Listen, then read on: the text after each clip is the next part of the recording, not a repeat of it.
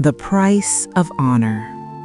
The sun beat mercilessly on the red earth of Umueze as Okonkwo knelt in the village square, his wrists bound with palm fronds that cut deep into his flesh. Blood trickled down his arms, mixing with the dust beneath him. Around him, the elders sat in a semicircle, their faces turned away, shame written in every line of their weathered features. They would not meet his eyes. Igwe Obinna rose from his ivory throne, his wrapper gleaming with golden threads that mocked the poverty of his people. His voice boomed across the square. "Okonkwo, son of nothing, I ask you again, will you marry my daughter, Princess Adaeze?" Okonkwo lifted his head, his lips cracked and bleeding. "Igwe, I cannot. I have given my word to Chioma. A man without his word is not a man at all." The princess stood beside her father, draped in expensive coral beads, her face twisted with rage. "You dare refuse me? Me?" She spat at his feet. "You think that wretched village girl is worthy of what I offer?"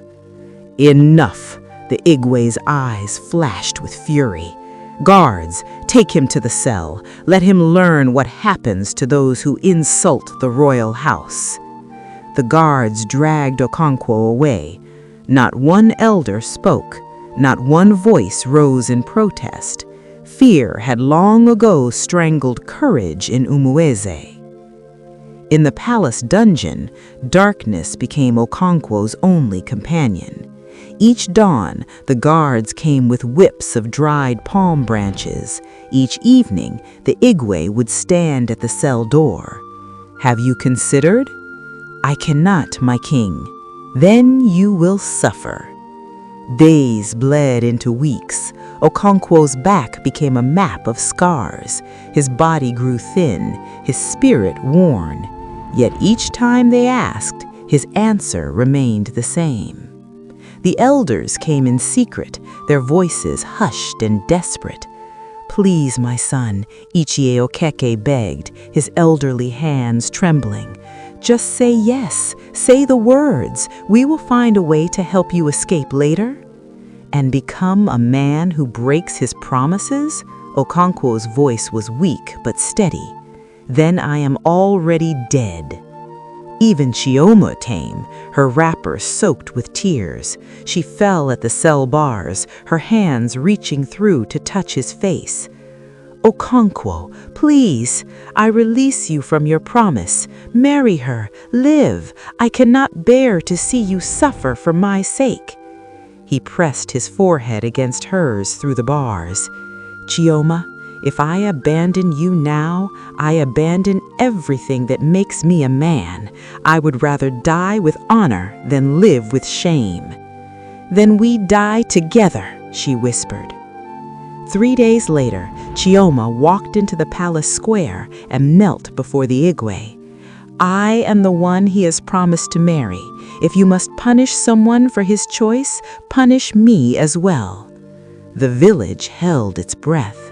The Igwe smiled, a cold, terrible smile. "So be it. Guards, take her." They threw Chioma into the cell beside Okonkwo. Through the stone walls, they could hear each other's screams when the guards came.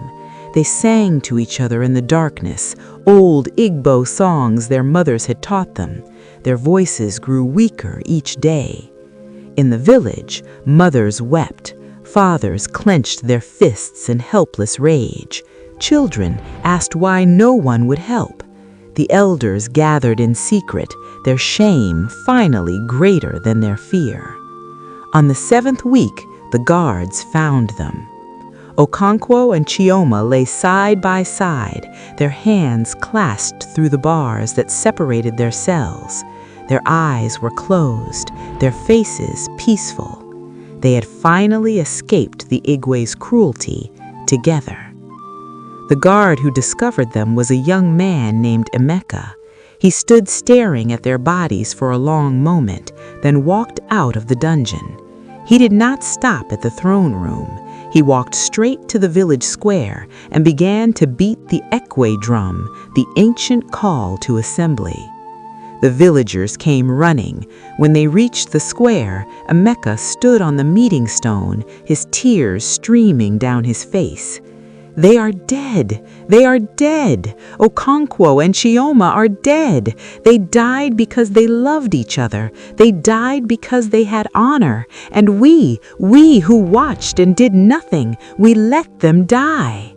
A wail rose from the crowd. Women tore at their wrappers. Men pounded the earth with their fists.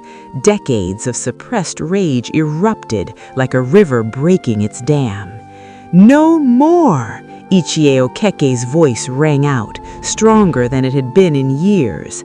"I am an elder, and I have been a coward, but today we reclaim our village." They stormed the palace like a flood. The Igwe's guards, seeing the entire village united in fury, dropped their weapons. They too had families. They too had suffered. The Igwe and his daughter were stripped of their titles and banished from Umueze, sent away with nothing but the wrappers on their backs. The palace was open to feed the hungry. The prisons were torn down. In the village square, where Okonkwo had once knelt in chains, the people built a monument. 2 stone figures holding hands across a divide, their faces turned towards each other.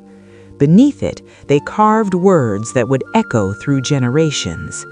Here stood 2 who chose honor over breath, love over life. May we never forget the price of our silence. And in Umueze, they never did.